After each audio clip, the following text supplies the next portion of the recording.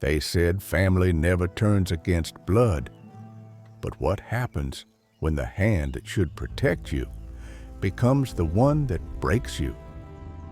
In a quiet village, surrounded by golden fields and whispering palm trees, there once lived a man named Okoro, a respected hunter known for his kindness, strength, and honesty.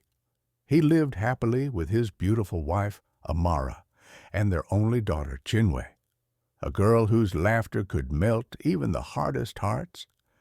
But life, my children, is like the river.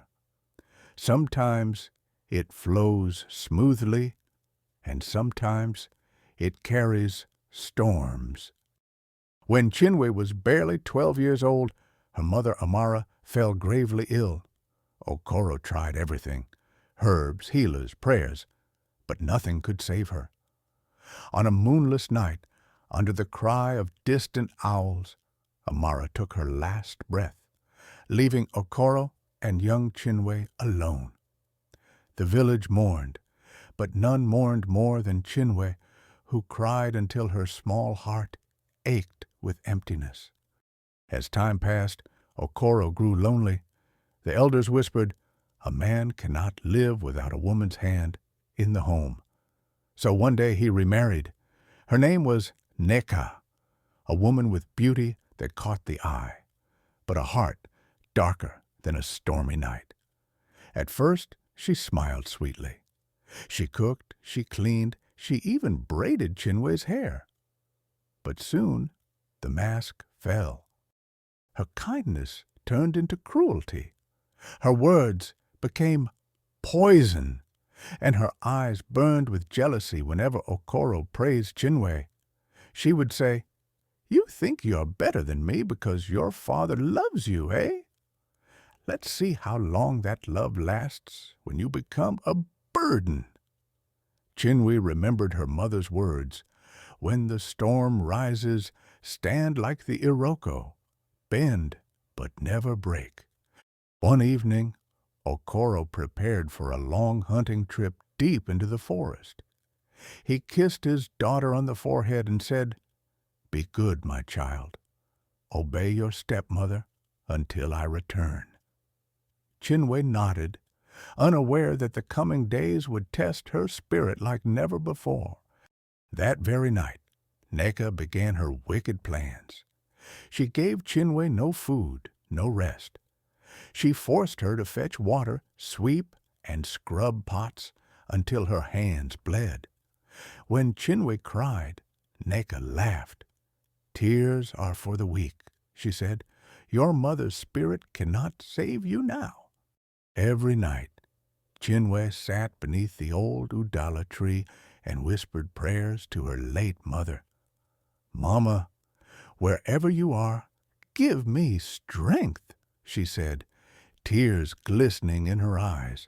One night, as moonlight bathed the earth in silver, something miraculous happened.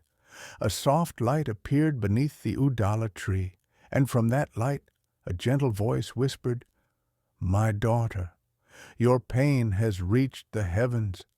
Tomorrow, when you go to the river, take the gourd you will find floating by the rocks. Do not open it until the time is right." The next morning, Chinwe went to the river bank. There, floating between rocks, was a small calabash gourd shining in the sunlight. She picked it up carefully and hid it under her wrapper.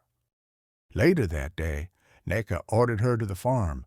The sun was fierce, her strength fading. Chinwe fell to her knees and held the gourd. "If this is the time, Mama, show me the way." She opened it, and light burst forth. Golden dust filled the sky. The once dry farm turned green. Yams, maize, and palm trees blooming instantly. The whole village saw it and cheered, amazed. When Neka heard of the miracle, envy filled her heart. That night, she stole the gourd and ran to the farm. She opened it, but instead of golden dust, black smoke poured out. A swarm of bees and thorns attacked her as she screamed and ran through the darkness. When Okoro returned, he heard everything. He faced Neka before the village and said, "A woman's beauty means nothing if her heart is ugly." He banished her from their home. Peace returned once again. Chinwe grew into a wise young woman known for her kindness and strength. Each year, beneath the udala tree, she placed a bowl of milk for her mother's spirit, a symbol of eternal love. My children, remember this.